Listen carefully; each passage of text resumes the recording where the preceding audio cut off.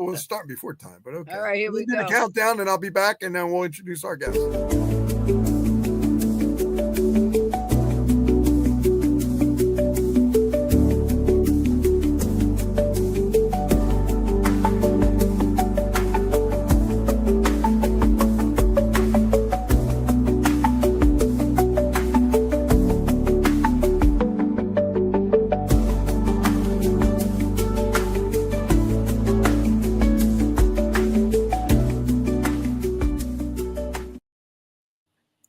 Hey, everybody. Welcome, listeners out there as well.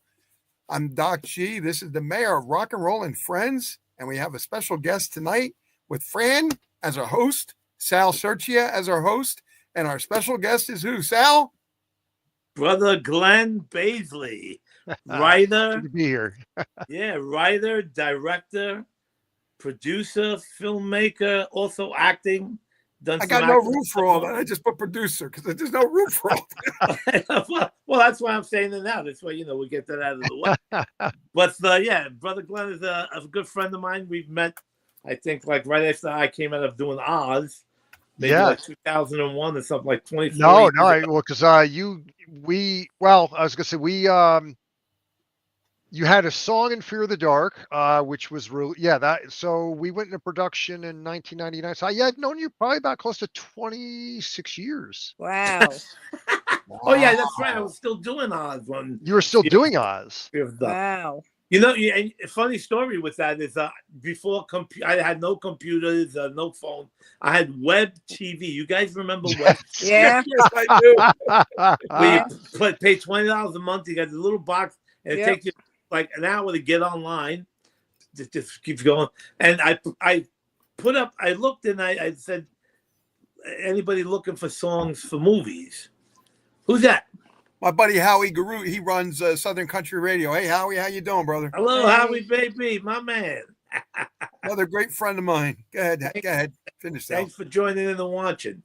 And I Googled it and I said, anybody looking for songs for movies? And then Glenn came back to me saying I have a movie called Fear of the Dark, and I'm looking for music. And I said, I have a song called It's What You Do in the Dark.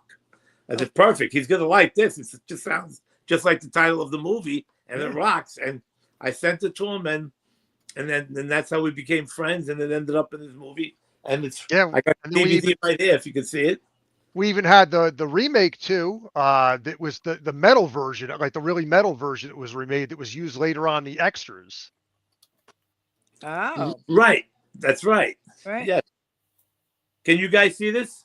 So you had two versions of the song? I'm gonna get the pictures up too. Sal's original version, and then it was redone, right? It was years later that we did it for the DVD release, not in the movie, but in the extras. We used the other version of it as well. Oh, okay. So that's cool. I didn't know there was two versions. That's absolutely right. Who's watching now? Who's this? Adelaide. I don't know that person. Do you? Anybody know that person? Is that a friend of yours, Glenn? New one, newcomer. Hey, Adriano. Hey, welcome, Adelaide. Oh, Adelaide. Okay. Well, we got a lot of people tuning in. But now, so you had a lot of music. So Sal, you're saying so you had a lot of music in his movies, and you starred in a lot of his movies, correct? Yeah, because he already did the movie Fear of the Dark. So I mean, we met, the movie was finished, right, Glenn? And I got a song in there. But after that, we became very good friends. And then any movie he did after that, which I have all here, I'm a big part of it. I was acting in them, and also giving Glenn music for the movies. You did a song for Fairview Falls. You did one for Into the Father. Okay, you did a lot then. So I got to ask you a question because I was reading this. It was very interesting. It said that you loved writing this from a child, and you said in your preteens you created stop motion short films, and you're with your father with an 8mm camera at age 13. That's impressive. I like that. I read that. I started wow.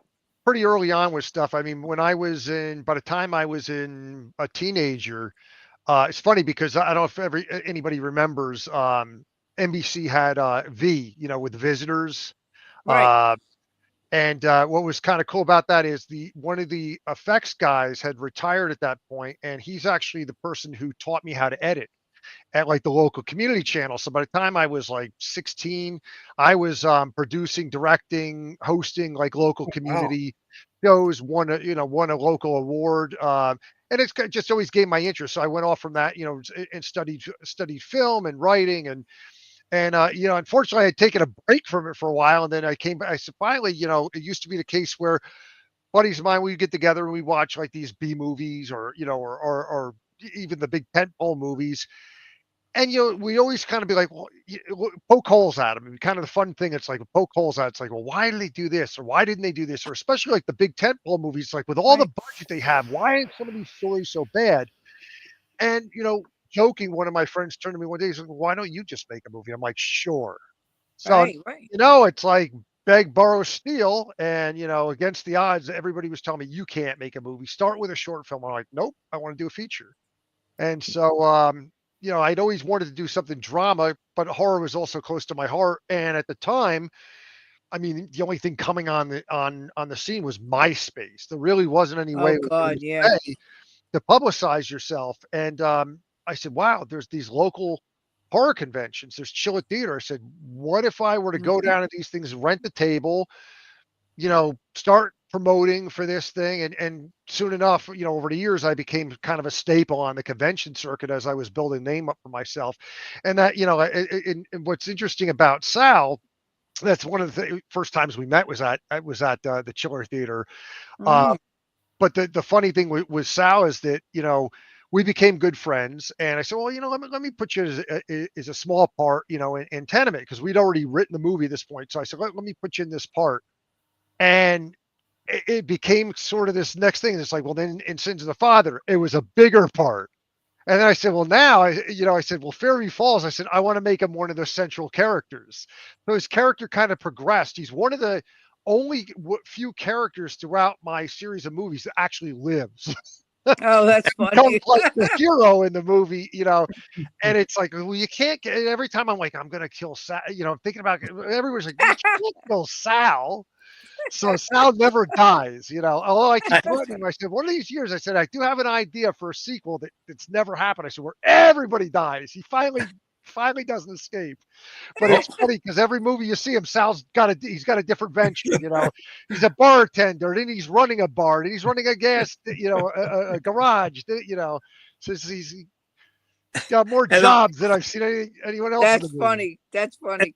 On that note, you just mentioned the garage. Paul Ali just said something. Paul Ali, Glenn, I don't know if you know if that Paul, there he goes. Sure, hey, Paul. I don't know if you know that's the same Paul who does the posters. Sure, the poster. Yeah, you knew that, right? Yep. Yeah, he just said, good to see you again, Glenn. Yeah, it's good to see you. So Fran and Gene, Paul was also, I brought them in 2 movies. When Glenn put me in the movie, I said, I'll bring my friend Paul in. So Paul's in the Tenement at the bar scene, right? Mm-hmm. Yeah. He gives what's the name? $1. What's his name? The one who Cinderville passed away. Rest in peace. And also and Sins of the Father in the gas station scene. Me and Paul went up to upstate again, and we did the scene together. Me, Paul, right? And what's his name? Rich, the guy who says, "I need answers." Rich Redmond. Yeah, Rich Redmond. So Paulie's also in Glenn's movies as well. Yeah. Oh, that's cool. I Yeah, didn't know that. we had a lot of fun driving up there. We had a good time, and the that's whole day good. mountains So- there. So anyway, so you have I was reading, you have like Fear of the Dark. That was your first movie. Right. And then The Tenement, which I saw a lot of these things. It was scaring the hell out of me. Sins of the Father, Fear of the Dark, and what is this? Brain Damage Films? Is that your That was the company? distributor. Yeah, no, that was the distributor put out the original releases. But yeah, the last movie was Fairview Falls, and then I did, much to my regret, I did it as a web series, but it basically was the equivalent of feature-length film, an anthology series called Tales of Light and Dark, which is available. You can see that on YouTube. Yeah, I saw that. And that's literally the equivalent of a movie. I mean, it took as much to do that as it did as a movie. And in hindsight, I wish I'd gone back and I did that as an anthology movie. And rather than putting that out to the world for free, So what is that about? Now it says that's a recent project of yours, right? Tales. That was the Tales that of was Light Dark. little over 10 years ago. But yeah, Okay. that one was an anthology series. So, there's serial killers in it. Well, it's mostly serial killers. That seems to be my thing. But yeah, there's four different stories that's in it. And one of them is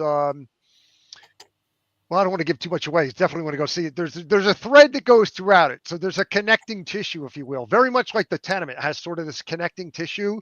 Mhm. But it's definitely worth checking out. One of my favorites is called Open Call, which is about an actress that goes on these open calls, and so I'm sure you recall from your early days, like what cattle calls are like, what they call a cattle call, where it's just Yeah. they herd you in. There's nonstop people, and it's in Yeah. out, in out, in out. So she's a struggling aged actress, and wanting to get back.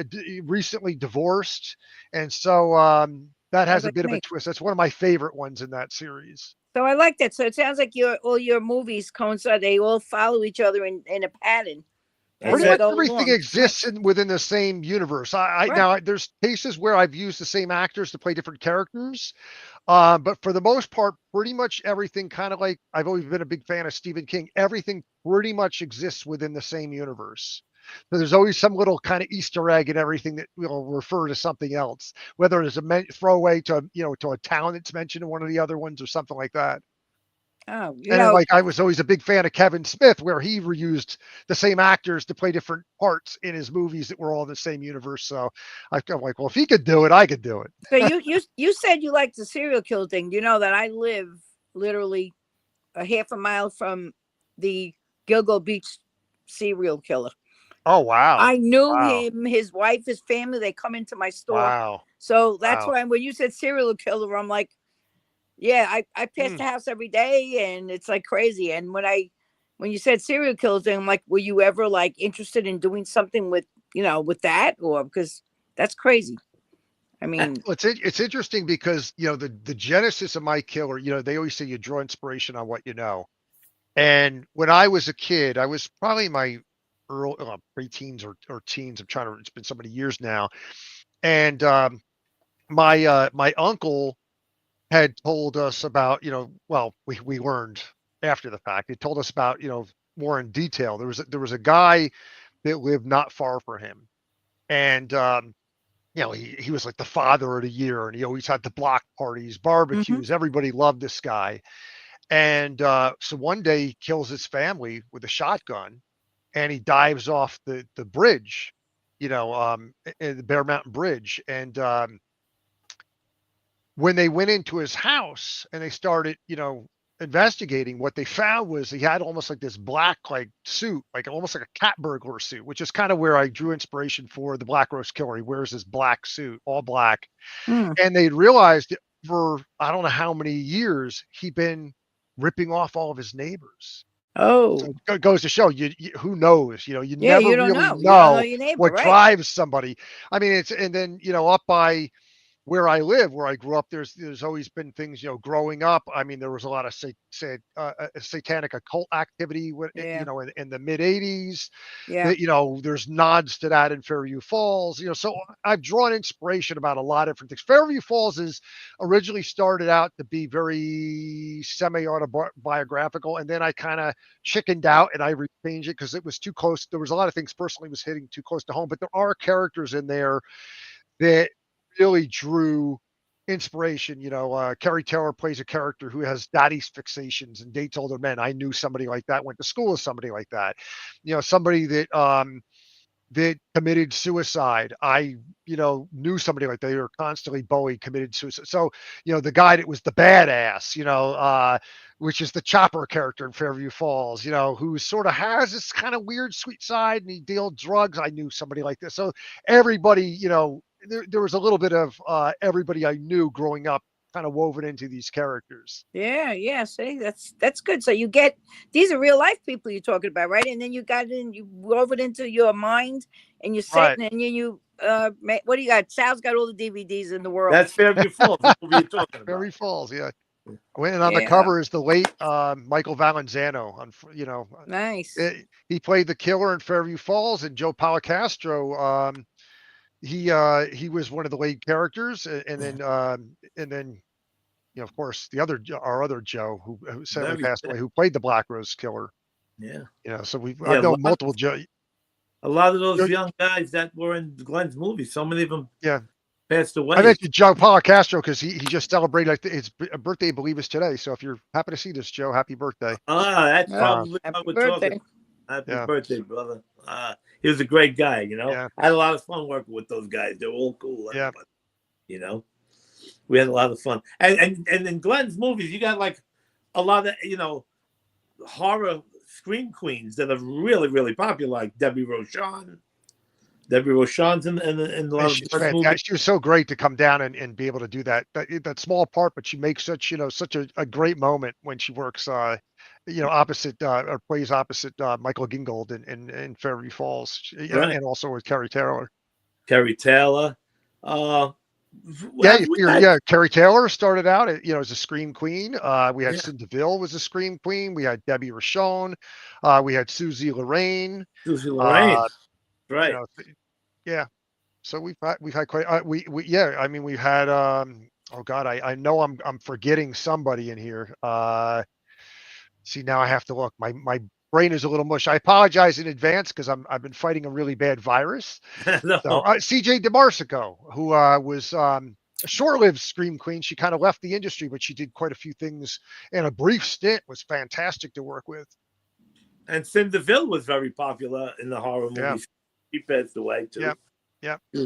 I like But Cindy yeah, DeVille. you think about actually, I was thinking about that today. The number of people that we had the opportunity to work with that have passed away. Like I said, Joe Lauria played the Black Rose Killer. Sin passed away. There's been a number of people. Pete Barker, who played the older Ethan Fernier, which is the older version of the serial killer, passed away. Mhm. So there's been so many people that great talent that we've worked with, and it's weird to think about, that Fair of the Dark at this point, the movie's like 25 years old now, so it's really That's kind of insane. crazy to think about it. Yeah, Yeah, it goes fast. Let me tell you, yeah, years fly. Glenn, I got And a question for you too. sure.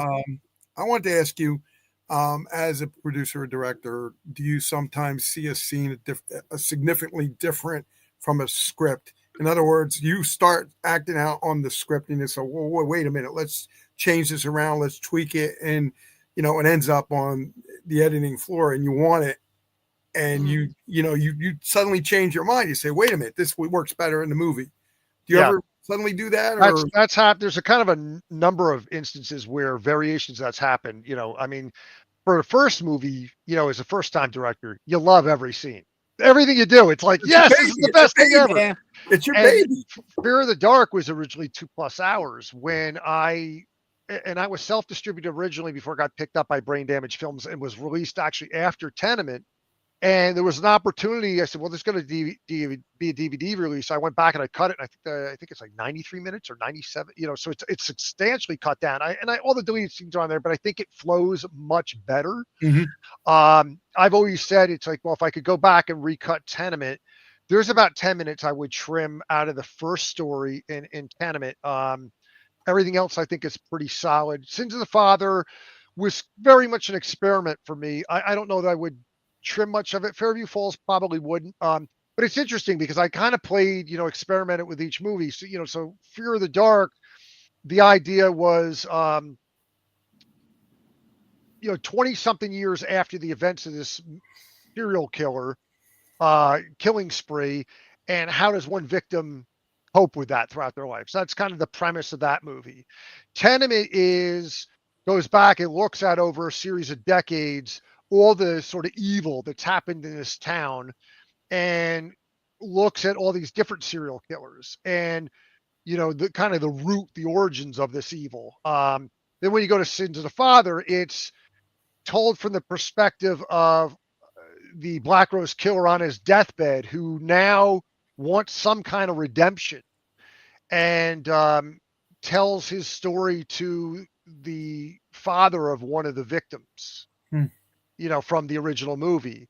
And then Fairview Falls looks at it, the sort of trickle down of what's happened in a town where there's been so much shame, there's been so much sin, there's been so much ignorance and denial, and what does that do to the younger generation? Mm. And it also explores a little bit more of even the origin even more. And I do have sort of one more in me. I don't know at this point. I may eventually just write it. I'm not a young man anymore, and kind of been having some health issues. So I don't know if I would have the stamina to go back. But I do have another one, which is, it would be the end all, the finale. It's the end cap. It ends everything. But I mean, for the most part, Fairview Falls kind of has an ending. I think before Marvel was doing all these, hey, let's throw another stinger after the end. I have a stinger after the end of the end credits, which kind of does sort of leave it open for something else. Mm. One day I want to revisit. I even entertained the idea of doing sort of an old school radio play kind of thing and put that out on the internet. Never say never. At one point I even had, and it got to the sort of the 11th hour, and then it didn't happen, unfortunately. Was very deep in development on a video game, a light gun shooting video game. Okay. That they had, the game is out there, but they were building out the additional content that was specifically built, and I did an all original story. We shot all new material for it, which I still have. I own it, so I may do something with that, because I fell in love with that story, which is something, again, very different, moves in a different direction, and deals with witches, which is something I've never done. Oh, that's And scary. so now everybody's doing witches. They went from Yeah. vampires to werewolves. I don't know. Well, the Harry, It's the latest trends. like the Harry Potter series, that thing was Yeah. crazy. Yeah. Now, you see Wow. the movie The Tenement that I'm holding up now? Yep. Recently, not too long ago, my friend Chad Watson, he said he was in somewhere in Texas or somewhere in Chicago. I forgot what he said, but he was at a car wash. And you know when they sell like DVDs or CDs in the rack that you spin around? Yeah. The Tenement was on the rack. Oh, that's so funny. Somewhere in Texas. You see? Yeah. Chad's You done never know where as well. Yeah. And this was a good a good relief, because I mean, everything Glenn put out was distributed. It's it's not like there's a lot of people that do independent films, great movies, but they don't even get them out Yeah, there. you're right. Everything You're right. Glenn did was on the brain damage films. It's a horror independent companies, but they got it out there. It was in stores. You could go. We've been in something like a dozen countries. Right. Wow. Nationally with the movies. Yeah. And There's a lot of horror all over, like Germany and China. They like Japan, all those countries. They love horror. They do. They love horror. And I'm proud to say, man, I'm old school. I was on Netflix when they were doing discs. Yeah. Oh wow. Yeah. Wow. I know that too. Trust me. Me too. Yeah. I'm down that lane. Get it in the mail. You say I think about 3 times I got a DVD in the mail broken. Yeah, me too. I still wish to this day, when I knew they were getting rid of it, I should have rented and just capped the disc just so I had it in the Netflix wrapper for myself. And I regret having not done that. Yeah. The red envelope. It used to be a red envelope. Yeah. Yep. And now, Glenn, tell us a little bit about. I mean, last time I saw you when we filmed the thing for Joe Spinell, I did an interview for you about your box set. Is that still? Yeah. So I've been working slowly but surely over the past few years and putting together for some extras. I've had some people that have approached me about wanting to potentially put out all the work. So I've been kind of in the background in between other projects, working on doing documentary stuff. And I'm not saying you, Sal, but I learned the hard way. It's like, wow, so many people that I've worked with passed away.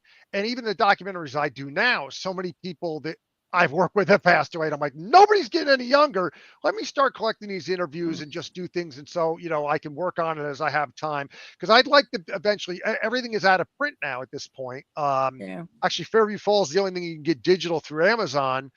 But otherwise, everything else disc wise, you can still find them on eBay and some places online. They're out of print. I said, I'd like to be able to bring them back out and do some new extras and things like that. So that was something that, I recorded some new interviews with Sal and Mike Lane, who's one of the actors in the movies, when we met up and did the Spinell interview. And, it's funny because I want to point something out too about Sal. I have never once in my entire life met somebody that knows so many people like Sal knows. Sal knows Everybody. That's right. Everybody. somebody that Sal does not know. Exactly. You know, I know. and it's like Sal is his personality. You can't not like Sal. Yeah, So he, exactly. like Sal just gets in, Yeah. Yep. in with everybody, into every crowd. He's like one of the Yep. most likable people I know of. Yep. You're gonna He's like, make me cry, brother. You're gonna make it's me cry, funny and it's too. And so. by the way, But he's right. He's He right. is right. I agree. I agree. I came Thank you. across this the other day. Actually, Diana came across this the other day. See if I could. I don't know how easy it's going to be. See if I can get it so it doesn't blur out. If I bring it close to the camera, it's going to blur out. This is from your 50th birthday party. Oh my God! Was one of the giveaways. I still have it. Says thanks for Oh, popping into the Mayor Rock and Roll surprise 50th birthday party, October 23rd, 2010. It's the Oh, bag of whoa, popcorn man. from your 50th birthday. Oh, so can you cool. believe that? Can you believe that's already Oh. 14 years ago? Wow. And I wonder if it still pops. I don't think I'm going to try it, but That's a collector's item. It's a memento. Sure, Yeah, man. sure. But like I was saying about Sal, what's interesting is that one of the really fun story, and I don't know if you've ever told this on the show, Sal, about Spinell. There was a movie called The Last Undertaker. And The Last Undertaker, Michael Gingold at the time was working for Fangoria magazine. I do a lot of work with him. He's a friend of mine and business partner. We do a lot of documentary work together these days. He's also as an actor in a number of my movies. And so Sal had this bootleg VHS that he'd gotten from Spinell. Right? Am I selling that right? He's got it from Yeah. Spinell? Yeah. Go And for it was an unfinished version of The Last Undertaker. So I'm telling Mike, and Mike, if anybody out there happens to know Michael Gingold, all I can say, or if you don't, Michael Gingold is like a walking encyclopedia for horror movies. So for him Oh. to have never heard of this thing, to me was mind blowing. He's like, no, got to see it. So when I finally showed him, I thought his head was going to explode.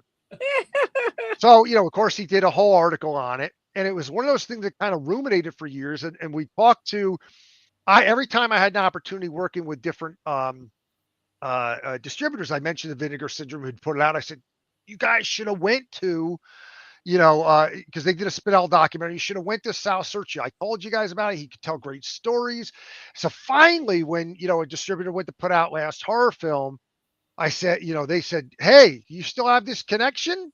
And I'm like, absolutely. And so that kind of went, it was great because all these cassette tapes that you'd sat on for years, I think you'd put them out, but not many people had heard them, with answering machine tapes that you'd kept to Joe, a little creepy, but funny. And I'm thankful Oh, that you did it yeah. because it's great for God. people to hear. Different side of Joe that most people probably don't know, Yeah. or included on this disc. So, I mean, it's great, because Sal told a lot of great stories about Spinell, and I think it was a great addition to the disc. Oh yeah, and Yeah. even a lot of people who have seen it, people that I've never even met, who after they watch it, I guess they look for me on Facebook or Instagram, and they say, "Oh my God, that was like one of the best interviews about Joe." One or two people told me you have him down packed, the way you act like him, the way you joke around acting like him, so all that stuff. And they said, "My God, you could play Joe Spinell if they ever did a Joe Spinell movie." With I do him so well. But I used to hang out with him every night for the last 2 years of his life. So that worked out fantastic, And it was an opportunity for you to dispel a lot of the rumors too that I know were out there for the longest time. Like one of the biggest one was about what I think, if I'm going to tell this right, correct me if I'm wrong, that the police, when they came in, they found a severed head, and so all of this stuff that they that grew into rumor. It's like, no, none of that happened. Yeah, I told the story when Glenn filmed me, and it's on that on the Last Horror Film DVD, well, Blu-ray. I told the story exactly how it was. So I mean, for so many people that didn't know exactly what happened, and when I first saw the Joe Spinell story on the Maniac release, and it had all these, because they were trying to find me, but I had changed my number and had a non-listed number because I had people pranking me. And no one was able to get in touch with me. William Lustig, none of them. So they did a Joe Spinell story, and they had everybody else in there but me. The only thing of me is this picture of me, the famous picture with Richard Lynch and the dude from the Jets, and that's the only thing that's in that video. And that's And I met William Lustig, and he said to me, he said, "Oh my God," he said, "I could have used you so bad when we filmed that Joe Spinell story, So, But now the truth all came out because they were Yeah. saying, oh, the police came in and his head was on the TV and there was blood everywhere.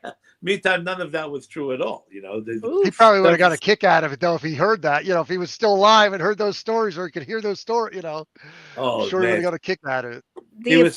The effects when you guys did a movie like that, like the blood and all that, like did you have special makeup people come in, or I mean, because some of that stuff is crazy.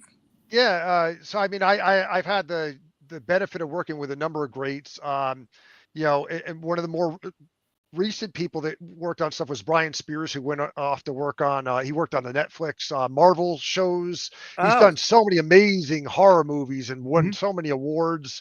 You know, Anthony Eichner was one of my first effects people that worked on Fear of the Dark, and then Gene Mazza also worked on Tenement. Pete Gerner. So I've been blessed to work with a lot of really great talent over the years, who've all far surpassed me. You know, but I'm always happy for anybody that you know, because they deserve every bit of accolades. You know, they've more than earned their spot. You know, just amazing work. Yeah, it's very important with special effects and editing. Those two are the main, like I'd say, light, special effects, and sound, all of that put together. But the special effects makes the whole movie. And I'm a big fan of practical effects. I think CGI effects are too overused. I think there's, you know, if you can touch it to me and it feels more realistic, I think, you know, it has more of an impact. Right. You know, definitely. Sins of the Father. This is Sins of the Father. When Paul, who's watching right now, Paul Ali, he came up with me to do this, and he was just supposed to be standing in the garage. And I said to Glenn, give him some of my lines. Remember that, Glenn? I said, give Paul a few of my lines. Paul's probably laughing right now. He said, he helped the town crazy. He came to his rescue. You know, that goes back to something earlier that Doc was saying, you know, is that when you're asking me about, you know, about adapting things, that sometimes when you see it, does it change, you know, and yeah, so I mean, there's many times you go to shoot something and it doesn't play out and you change it, or sometimes you just don't have a choice and circumstances dictates that you have to change it.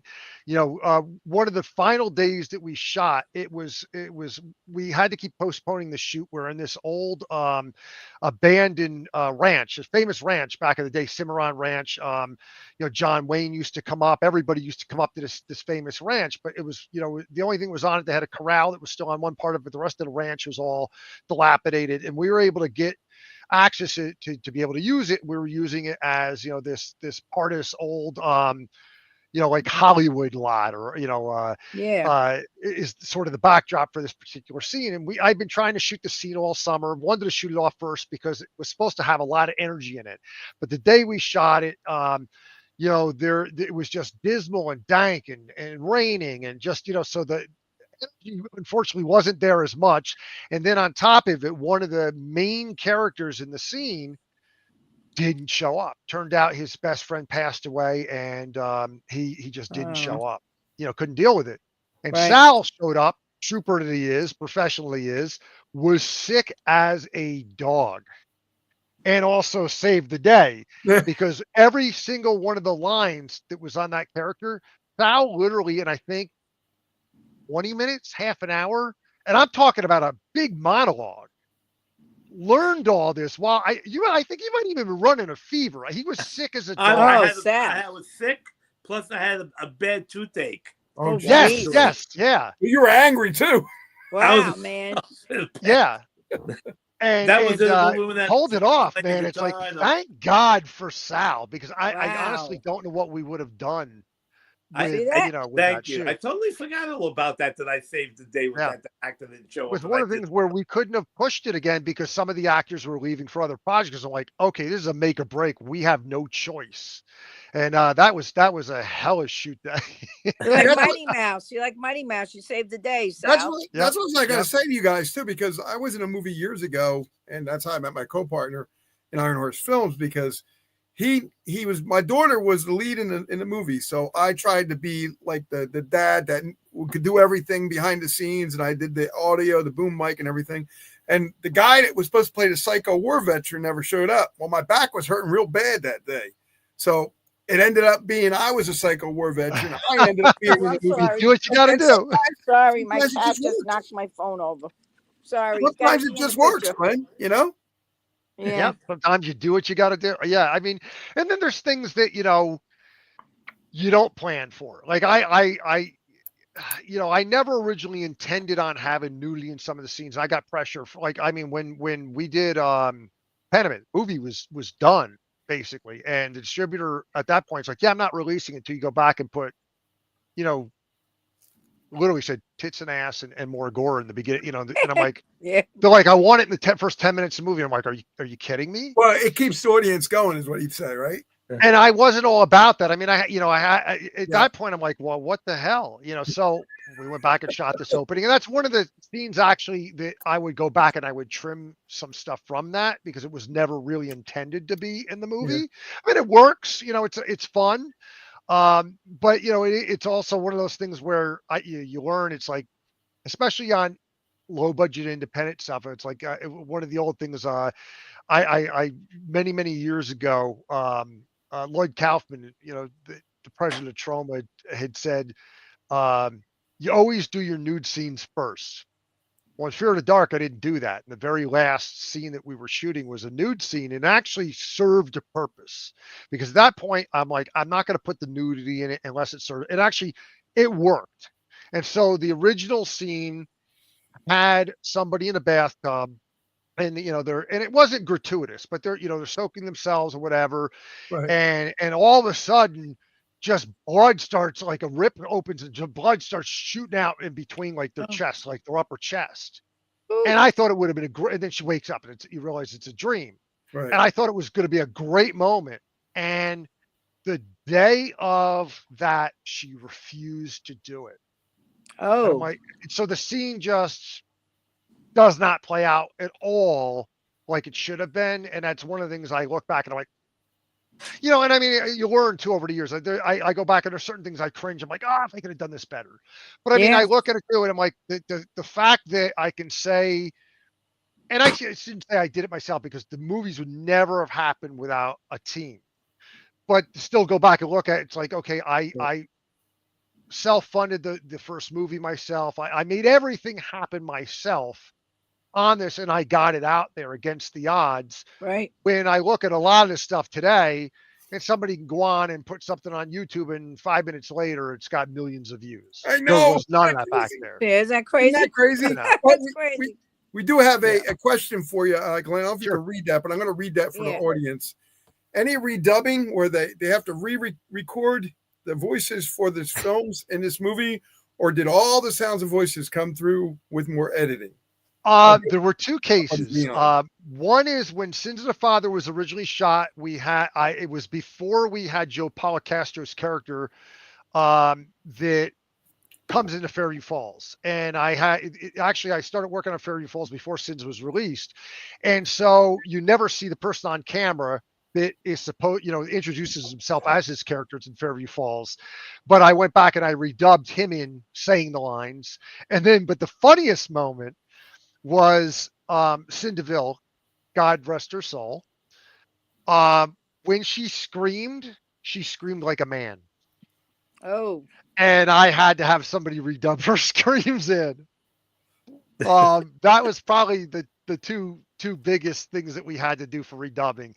But on the note of redubbing, when the movie, when Tenement was released in Germany, I wish I could speak German because I would very much like to know how it plays out. They put what's the equivalent of an NC-17 on the movie, and this is the bane of my existence is I'm not going to give them too much credit. Brain Damage Films, I could just say they did not do right by me, and but unfortunately, when that movie was released in Germany, I did not have rights on it was one of those fine print things that I was Oh yeah. Yeah. too stupid enough to realize at the and too green to know better. But they recut the movie, they rescored the movie, and the final movie, like all the gore is cut, but I don't know how the movie could possibly make sense. And of course, it's redubbed in German, so and there's no subtitles, so I don't know, if they even changed the dialogue. I know somebody. My nephew's girlfriend is from Germany. She's here for about a year, and my son speaks German. I should let them watch that and see what I'd be goes very on. curious to see, Yeah. have to watch both versions and see if it makes any, because I can't imagine the movie makes any sense. Yeah, I'm I gonna can't imagine it. actually I gotta get the link for that and let her watch that because she's from Germany. She just came in. Yeah. And I'm gonna and actually she loves horror. So she might even know what she'll she love might it. know Yeah. any of this. And from my understanding, from my understanding, at least from speaking to the distributor, it even played in I think like German art house theaters. Yeah. So Fantastic. I can't imagine an audience walk. I'm like, I don't know. It's weird. Send me that link and I'm gonna go. I want I'll her to have to upload send you a private copy because it's not Yes. online, but I'll have to get you a copy of that. I'd I be want her to curious. look at that because she's pure German and she might be, and Right. then she might even know about this. I'm gonna. She's from Berlin, so I don't know, where this. Yeah, and it's been shoots from. released in a number of countries under different names too. Okay. So like in Russia, it's been under multiple different names. I think in Germany, it's been under multiple different names. But it is in different box sets. It's been released, and it was one of the things that unfortunately too is even after the agreements ran out, the distributors were putting it out there for many, many, many, many years afterward, and I never saw a dime on it. In fact, the sad part of it is I really never saw much on these movies at all, because as being green, the thing that I learned where I was burnt, because I didn't have enough money to hire a proper attorney, and this is the sad part, is that they had a thing called, basically said, okay, until they get back to recoupables, the marketing expenses, you don't see anything on it. Yeah. Well, if you look at, and I hate the cover, the only cover I had complete creative control is on Fairy Falls. I hate all the other covers. Fear of the Dark, the character that's on that is from The Tenement, has nothing to do with that movie.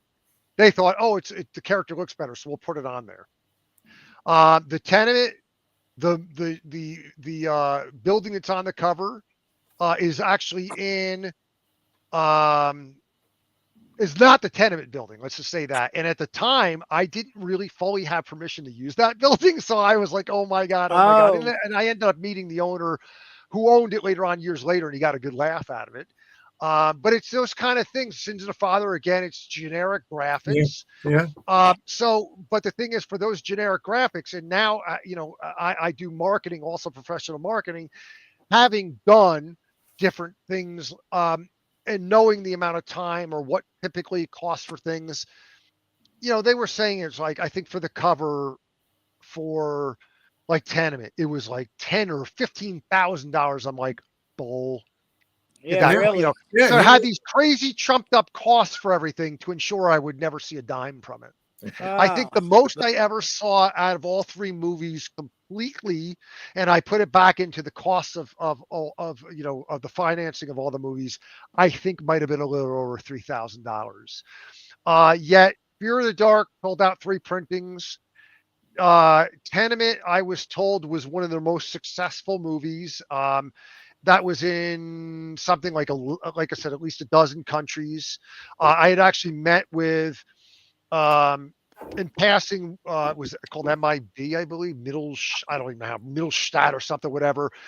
When he happened to be at a convention, and it told me that it was one of the most successful movies that they had over there. So I know, I've seen the numbers to some degree, what they allowed me to see, and copies were huge. The number of, but I never saw it, and but I ran into a number of producers and directors over the years that all shared similar stories that were burnt. And it's unfortunate because it's not just that company. There's a lot of companies out there, and it happens. It happens a lot. You learn by experience.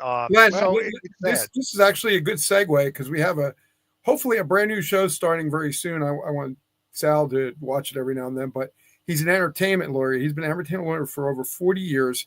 He knows how to not manipulate, but how to navigate. Yeah. It's a much needed thing. The laws for movie and media. And this is an important show because Nobody's doing a show like this. Yeah, And he's absolutely. I could say 100% hire an entertainment lawyer. The other Yeah. thing is I've seen way too many times is people that do independent stuff.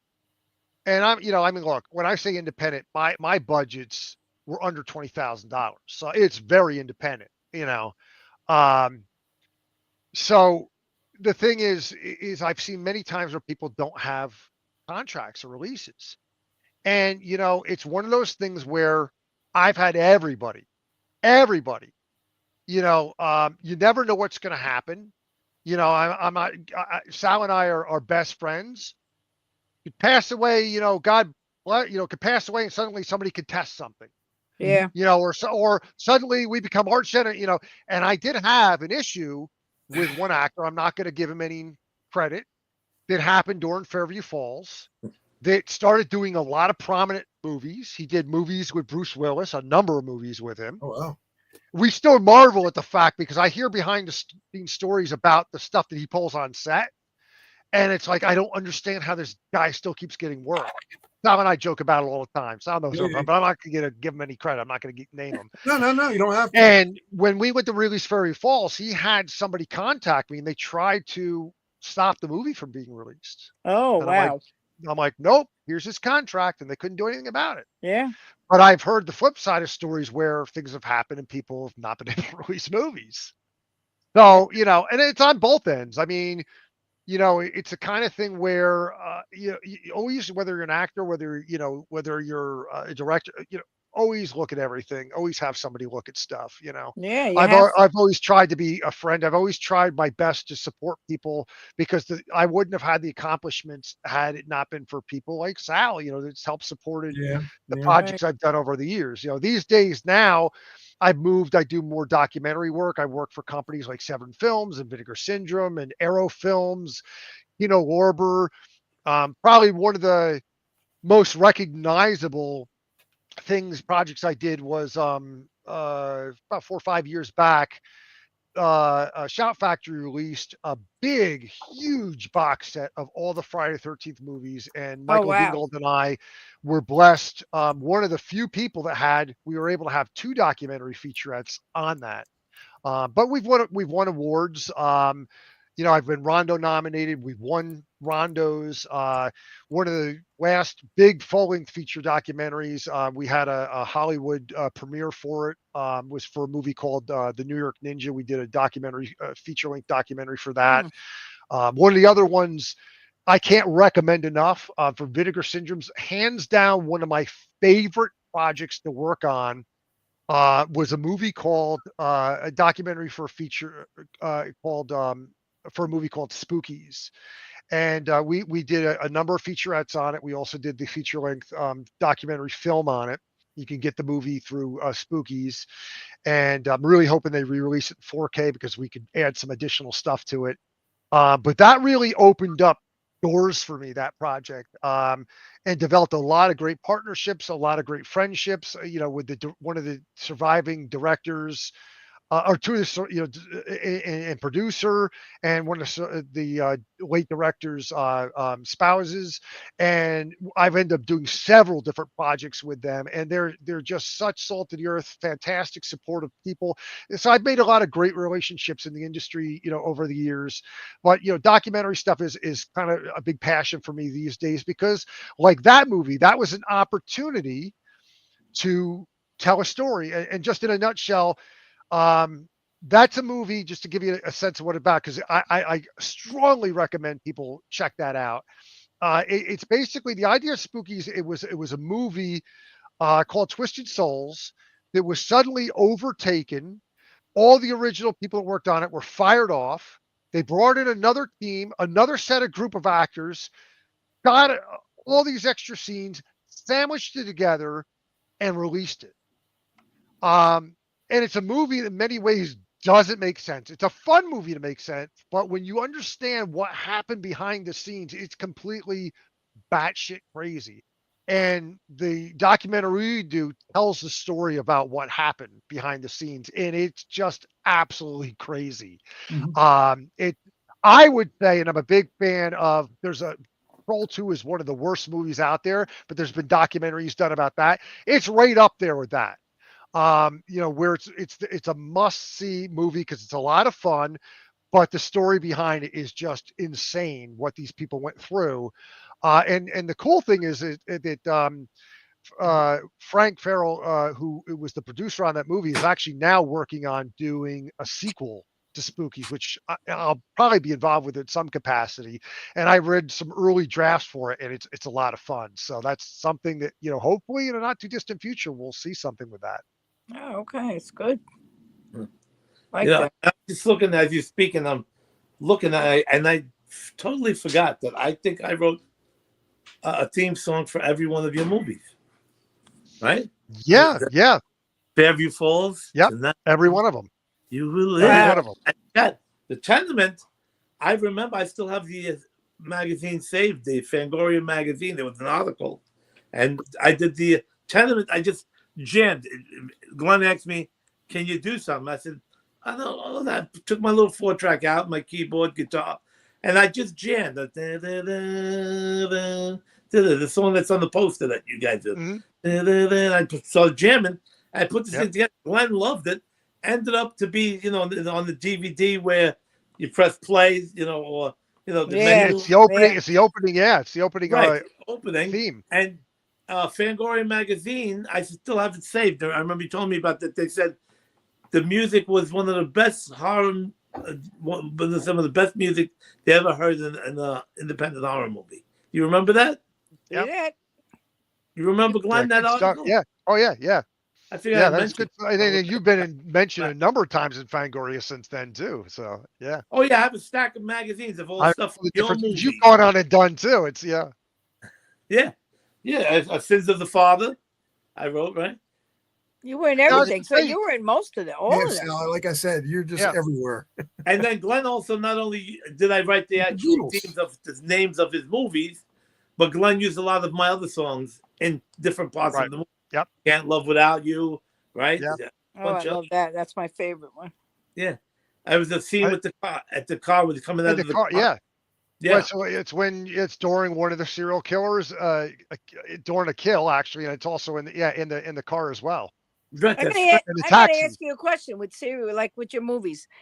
The main characters at the serial killers, were they all men? Did you ever put women in there, or? We have females. Yep. Yeah. I was wondering, because I haven't done that. Haven't done that. That would really catch on when a lot of people today. Yeah. I did do a twist, and I don't want to give away. There is not transgender, but there is a twist which makes it unexpected, which plays into it with one of the stories. It's called Truth, Justice, and the American Way, which is one of the stories in the Tales of Light and Dark series. There is a twist in that one, which kind of plays in. But actually, the only one that project that Sal wasn't involved with was the Tales series, and I planned on doing a season 2. But unfortunately, it was right after that I had lost my job. Then just as I started gearing up, I was going to actually continue that as a movie, revamp it into a movie. Then I lost the place where I was living, had to buy a new house. I was like, okay, oh boy, let's put this on hold. So I kind of stepped away for a while. Yeah. So the season 2 never happened. But I keep threatening Sal. I said, we're going to work on something again one day. Did you drag you all the way up from Long Island up to here? Glenn, I don't know if you saw it. My buddy Leon John Jock just posted. He said he has over 900 bands on his roster. You have genres to use in the movies. They've been thrilled, as everyone would be, in fact, almost guaranteed to sell because of the band music, because they're big, huge fan bases. A cult favorite instantly. And he said, and me, Gene, could get three contracts to keep the trilogy open down the road. So we can always figure out where we're going. I can get funding now. I couldn't get funding years ago.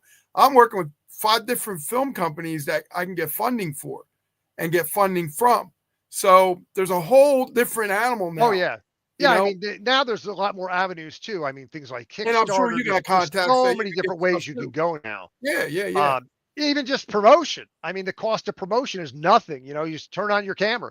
Yeah, exactly. So, Yeah. So yeah, I mean, it's back in the day. It's like go back 25, 26 years ago when I started the Genesis. I mean, my way of building, promotion for was just renting space at conventions and start advertising, Yep. and going around and handing You out, heard, be you know, seen. That's it. Yeah. pamphlets and things like that. And one of the things we did is an early bit of shtick, and it helped. Back in the, when you could kind of use SEO to your advantage on websites. Now the Google is learned. You can't do Yeah.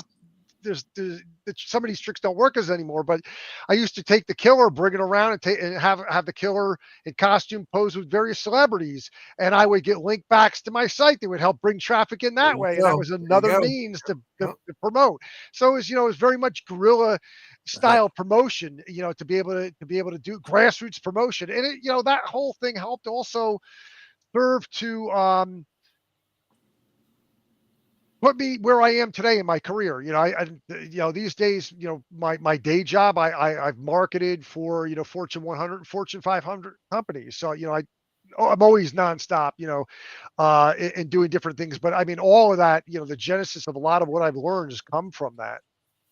Oh, that's cool. Is that what you do for a living? Is that your main thing, your Yeah, market? and then I still own my own production company and do the documentary work as well. Oh, okay. These days I haven't shot as much stuff just because of health issues. But Right. I still produce, I still edit, I direct as much where I can. Like I said, Mike Gingold and I actively work on projects. We do probably on average about half a dozen projects or so a year.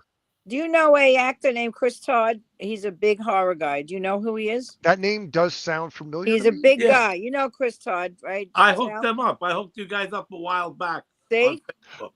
Yes. Yeah. Yeah. He's a good friend Okay, of yeah, mine. Very yes, good friend of yes. mine. And That's why I I remember think, from Facebook. yeah, he's really, I mean, he's freaking is awesome with the horror. That's why I was wondering when I was thinking, do you have to know him? But Sal, you did hook him up with him. I remember you Yeah. said you were Yep. going to do that. Yes. Absolutely. Yeah. Definitely. Yeah. I Yeah. did.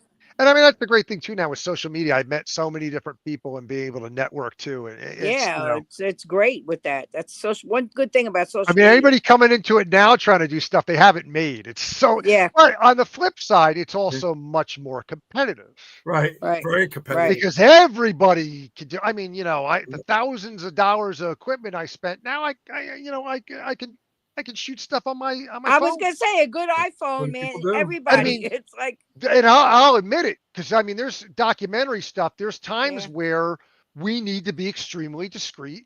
This shoots in 8K, yes, and I've literally used this for some shots where I can't Yes. take in a regular camera.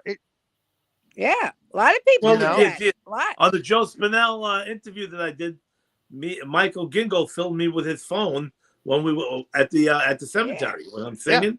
Right, because you're not going to walk into a cemetery with a full camera on and the Yeah, whole exactly. package and Exactly. start, because I mean, people start asking questions. It's Yeah, like, you're right. No, not you're that we right. were doing Also, anything disrespectful. We were honoring his memory. But at the same point, I mean, when you're also dealing with a certain budget, you don't have the liberties to do certain things. And sometimes No. that's, it is what it is. No, but you're right. Those cameras shoot. I know people who shot everything with that one camera. Well, there's that movie. There's a movie called Tangerine. I don't know if you guys have heard. Oh, I know that movie. Yes. That was filmed with an iPhone 5. Yeah. Yes. Yeah. Going back Yes. a long time. And Right. the movie won all kind of awards. And the whole Yes, movie I'm telling was you. filmed with Yeah. an iPhone 5, even before these phones we have now. They're 100 Yeah. times better. iPhone 5. And what's interesting too is you think about, you look at COVID, how many people were shooting stuff Mhm. content wise. I mean, using just regular like basic equipment. Yeah, because You know, people I- they couldn't go anywhere. They were doing You couldn't they do were doing anything, home stuff. Yeah. Yeah. And I mean, there's been full films released that's used stuff from COVID. Yeah. Yeah. lot of That's good the one stuff came regret I out. have, that, when everything was so desolate, I'm like, why didn't I go out and shoot B-roll for stuff? I'm like, I why know. didn't I do it? I regret doing that. Yeah, that would have been some great horror, like the streets that no one's Oh, around. And, crazy. It was right? crazy. I Yeah. mean, thank God we're past that till, Oh yeah, thank knock God. wood, no other major thing comes along. Who But the hell knows what they're gonna do next? Everybody can't get rid of what they got anymore. I got this, you got that. It lingers what they do. The drones. Yeah. I think those drones came and did something, to be honest with you. That's a whole nother thing in my head. Well, that's the other thing. We use drones frequently, the documentary work. And I said, I'm afraid to, I have a 5,000 plus, cinema drone. I'm like, I don't know if I want to too easily launch that and use anymore. I'm afraid of somebody because we actually had on Yeah. one of the documentaries somebody take shots at my drone Yeah, see? at one point, and I didn't realize it until after the fact when we were zooming in. I'm like, oh my god! And I'm like, and you could see them with a rifle shooting at the drone. Trying to shoot Yeah. it down. Yeah. Yeah. Well, people were doing that after they had that drone thing going on in Jersey and Long Island. Oh yeah, yeah. They were Now it's already especially because I mean we tend to shoot a lot of stuff in Jersey. I told Mike, I said, don't think I'm bringing down a drone in No. Jersey anytime. So that's not happening. No way. Not at that time. It was like crazy. Everybody was like Yeah, and going. it's so weird too because it's like you don't hear anything about it. It stopped. And Like it's out like, of is it nowhere. because the next news story came along? But it is really weird how like overnight the stories just disappear. No, you know why? And I'm going to tell you, I'm a conspiracy theorist. They did what they had to do. They infected us. They took off, and now they're doing something else. Yep. That's it.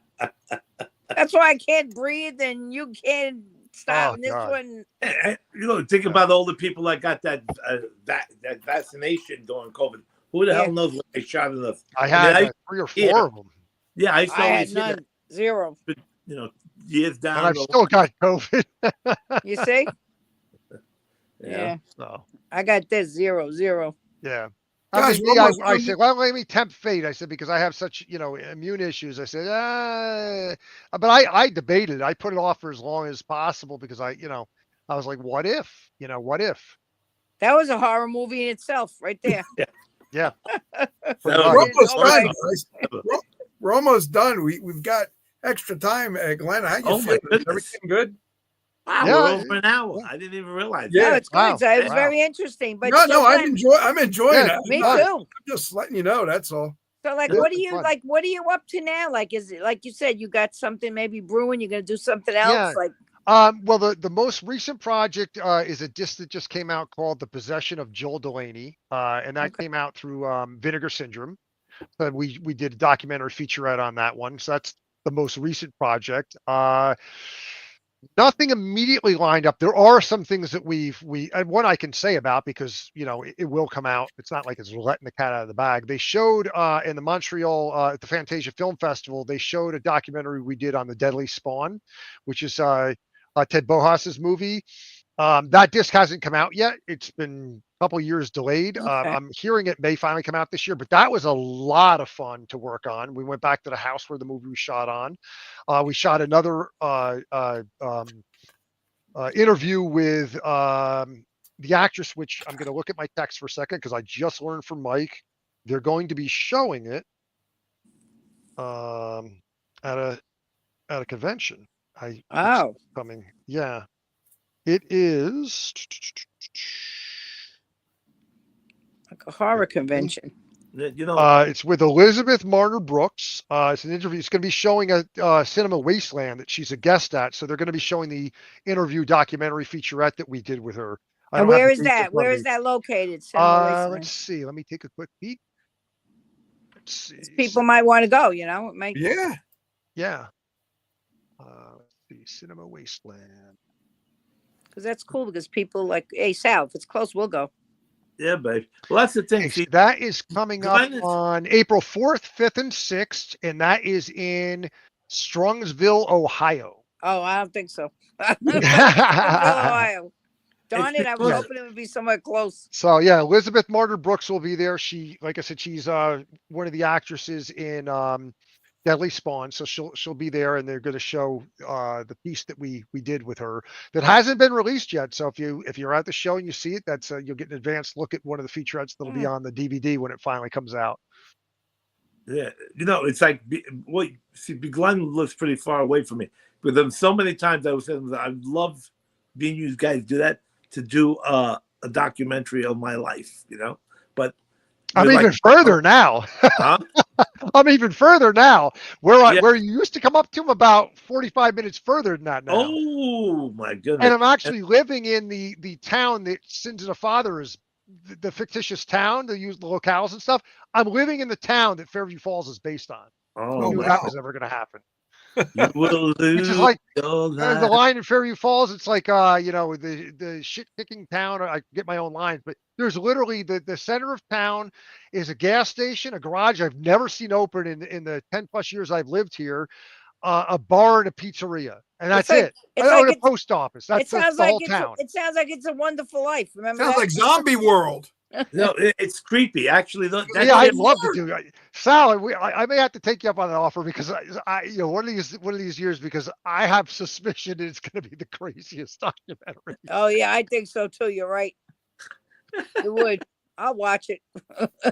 Yeah. Sounds Yeah. good.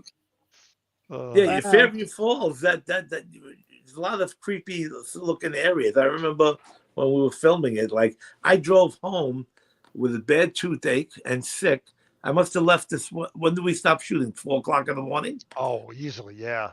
right? Where is that? Upstate? Yeah, Upstate. Fairview Falls. That was like Tenement was the same thing. Was like that late in the morning. the And you tenement. started early in the morning, didn't you? We started like 6 o'clock in the morning. We didn't get done till 3 or 4 in the morning too.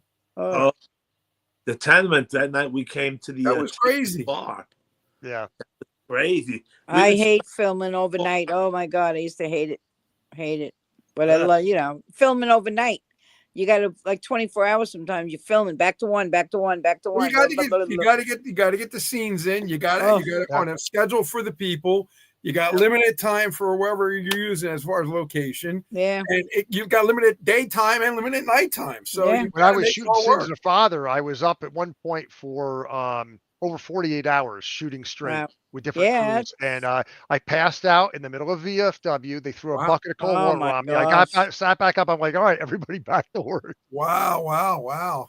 I'm doing a Let little. me tell you, sometimes the best things are like that. I filmed once 27 hours. We only had pizza, and then the bathrooms broke, and nobody could go to the bathroom. And I remember that carefully. Now, if I tried to do that, I'd pass out and they'd be carrying me on a stretcher. Yeah. That'd be the end of it. You know what's Bring him funny? to the hospital. That one movie that I was on, we shot out in the woods. We were like deep in the woods. There was no lights anywhere. Oh, We shot it as a daylight scene because the actors had to go home. I've done that. So we had them big floodlights to make it as bright as it can be, like Oh. daylight. It was crazy. I never seen like Mhm. everything's dark and then it's all bright right there. Oh my Tales god! of Light and Dark. We did two full days for one of the episodes, geo killing out in the woods, no bathrooms, yeah, it was. Oh yeah. So I've done it. It. it's scary. And That's scary in Falls itself. No bathroom. has like 90 minutes of extra stuff deleted. Oh, that one's amazing. packed. Pop up trivia, you name it. Yeah, it's crazy. What I love And about there's the scene that when we were joking around and what's the name grabbed my arm real hard, the guy, and I said, "Oh, my balls!" Oh.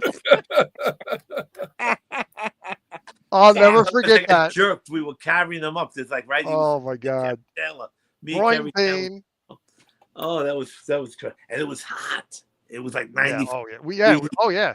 That was 90. And then Kerry and Kerry Taylor and Joe Paulo Castro were tied together in this little shed. Oh, It was 90 something degrees outside, Oh. and we had a burning wood stove in the shed going. Oh, on. my So God. it had to be easily 100+ degrees. It was the same thing when we shot with Susie Lorraine. It was 90 something degrees out, and we shot with the hot lights up in the top of this barn, Cimarron Ranch, and that was brutal. I shot like that. My son did a movie with Finding Forrester and we shot in Manhattan in 95 degree heat, winter scenes.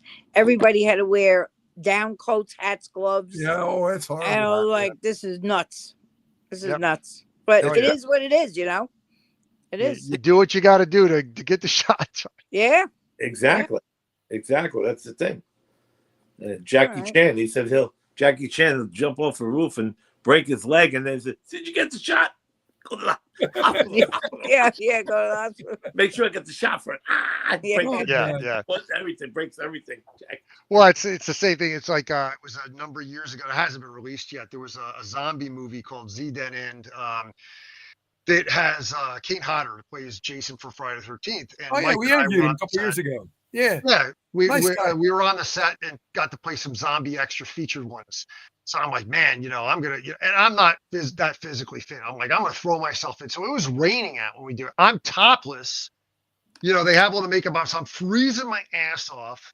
Yeah. It's cold to begin with. It's raining, and I'm climbing all over and throwing myself against this ambulance trying to break in. And I'm not the most comfortable position. And they cut the scene. Finally they wrap. They're like, oh, tripod leg got in the shot. They didn't use the scene. They did it out. Yeah. See Yeah.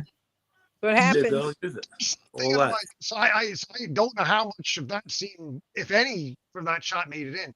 So I'm Yeah, just like, that's but what I mean. You could like be you hear filming. stories about that all the time. Yeah, Yeah, yeah, somebody will be in a scene and it gets cut out, or yeah.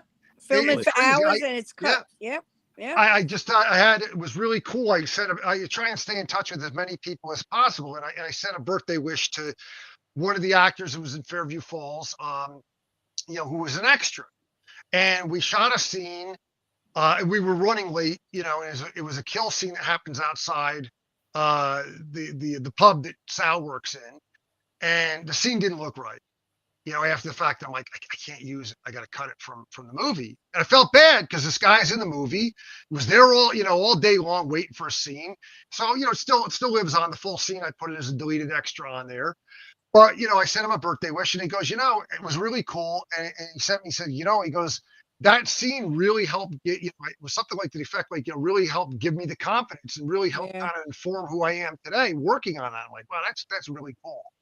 That somebody would say that I had some kind of impact, however, on somebody. And I've been happy, to kind of have some impact, whatever it is over the years, with people. And that's the whole reason for doing this, for me is to have some kind of emotional reaction, whether it's, with the actors, working on stuff and they have some takeaway, or the people that watch it.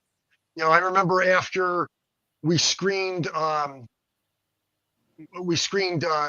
Tenement at a film festival, and I had somebody in the audience come up after me, and they had told me how one of the scenes they felt it was so lifelike, and it really resonated with them, and they had to walk out of the room because it really impacted them. Yeah. And one of the actors also played a junkie. We had amazing work by Brian Spears. Did this really graphic, realistic scene of a junkie, from an OD. And what's crazy about it is many, many years, this is only a few years ago. He's now not an actor anymore, but his daughter is in school and he goes into his, I think it was a health class or science class. And here's could you imagine all of a sudden a slide comes up and it's your dad as a junkie on the screen, no permission, no context added, and was not good. And it was really an embarrassing moment because here's this kid, and they're like, these kids, they're like, that's your dad, So it was, and I went to the school and I'm like, hey, I'm all for art, because I support arts and education. I said, but you didn't have any permission. And I went down a whole thing, and I was like, I want to know what's going to happen. I was like, I said, this is, that's not good. That's not good. Yeah. I said, this is infringing on licensing. I said, it's copyright infringement. Right. I said, you used a licensed image without permission, out of context, that had a harmful impact. And of course, it was brushed under the rug, and I was not, but it's. Yeah, not good. That's not good. Yeah. That's not good. Yeah, but I did everything I could, and I said, "You want me to pursue it? Because I'll pursue you." No, we went, but yeah, it was, but it's crazy things that happen like that, Yeah. That's one of the stories that was unfortunately a negative impact, but thankfully most things have been positive impact that's happened for people over the years. Well, sometimes you got to have the negative with the positive too. So. Yeah. Well, But yeah. So, Glenn, how can people see your films then? Well, like I said, until we get them back out in the masses, you could definitely go on YouTube, and you can find the Tales of Light and Dark. Maybe after this, you guys can put a link out there to my YouTube channel. Sure. And sure. you can also go to lightanddark.net. As much as I've gone into a whole arena doing better stuff, I've sadly let my website fall into a very aged, archaic look because I have no time to update it. It's one of the, if I had the time to update, but you can go to lightanddark.net. You can get links to there. I do preface it that I do web work today that is a million times better, except for my own web, because I just don't have any time to work on it. I'm ensconced in a million other projects. But again, you can go to YouTube. You can find out more about projects I've worked on IMDb. You can look me up on there. Vinegar Syndrome, check out Spookies. I can't speak highly enough about it. Another favorite project of mine, which is released through Arrow Films, and now you can get the 4K version, which is all regions was released, is Alice, Sweet Alice. Is another one we did. Is one of the documentaries I'm very proud of that Mike and I worked on. Was just it's such a fun movie too, and one of the very first roles that Brooke Shields worked on. Oh, Wow. Yeah, Alice, Sweet Alice. Yeah, Who knows? and that drew inspiration too. It's kind of because the character in my movie Fear of the Dark, Alice, came from Alice, Sweet Alice, because I'm a fan of that movie. So, I heard of that before. Yeah, that's weird. I used to hang out with Brooke Shields. Did you know that? Oh, God. Yeah, I see? figured. you What did I probably say? of Now course. it's full circle. Sal knows course, everyone. Of course. Everyone. You know what, Sal? Hook him up on my page and he can, whatever permission you give, I put it on my page. I have a film page and a music page. Yeah. And there's a lot of people on it. So get him on there. Yeah. And you can also check me out on Facebook. You can put in Light and Dark Productions on Facebook. The links also, if you go to lightanddark.net, I think there's an about section that has all the links to the different social media.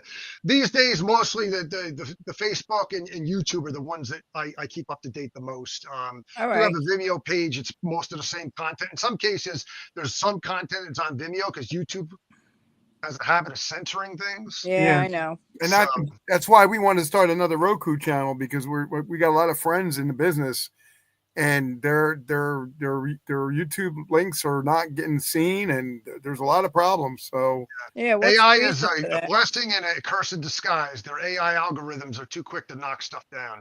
Yeah, you're right. You're right. No, but get him on my page. Sal, is he on my page? Of course. I think I probably invited you to it. Well, invited him on, get him on, and then he could post, and you could put anything on my page, anything. Sounds good. Yeah, and it reaches a lot of people. It goes all over the world, like this channel. We're like Gene's channel, so all over. It's been a pleasure to get a lot of vocal. yeah, Yeah, we're no, glad you we're get- glad to have you. Yeah. Yeah. Thank you, guys. Thanks again. Thanks, everybody. All right, thanks a lot, everyone. Yeah, it was a great night. It was a great night. Really and enjoyed you having me, good Glenn. info, Yeah, man. appreciate it. Yes, great show, brother. Yeah, you feel better That's too, fun. man, because Feel I know better, it's yeah. like, feel better. I'm heading right in. I have a date with my bed to lay down. Yeah, me I had a too, brand me too. new Tempur-Pedic bed put in last weekend, and I'm like, that's the rest of my Go life. enjoy it. Go enjoy it. Yeah, right, feel bye. better. And Bye, great everybody. show, and we'll keep in touch. Bye, everybody. Have a good All night. right, take care. Good night. Bye-bye. Good night. All right, cool brother. show. Thanks. Oh, there goes the Oh, confetti. there's Oh. the